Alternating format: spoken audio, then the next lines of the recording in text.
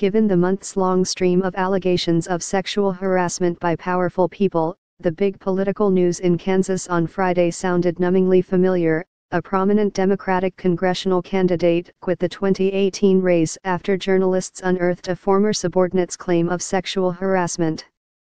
But there was a twist.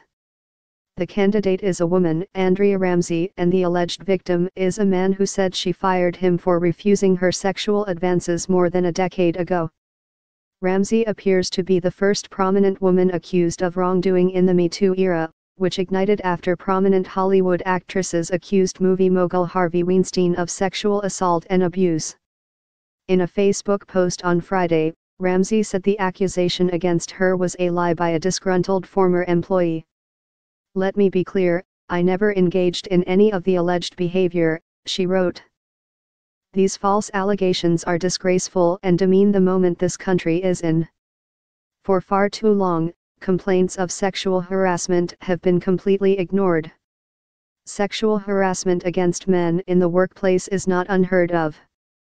In a recent Pew Research Center survey, 7% of the men polled said they had experienced it, compared to 22% of the women.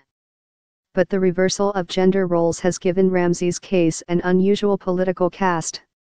Ramsey, a longtime businesswoman, was perhaps the Democratic Party's best hope to unseat vulnerable Republican U.S.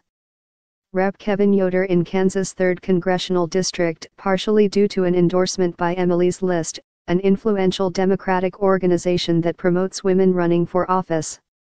A first-time candidate, she was featured in a New York Times story about women inspired to run for office largely due to their anger and disappointment with the Trump administration.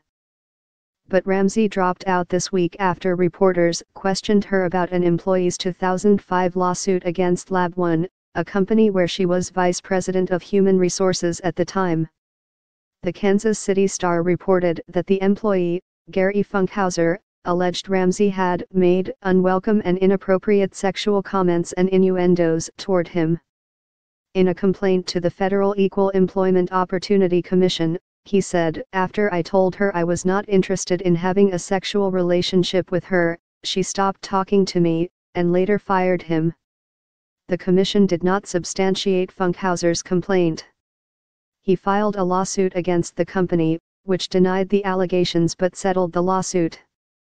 Funkhauser declined to comment to reporters except to say the matter had been settled.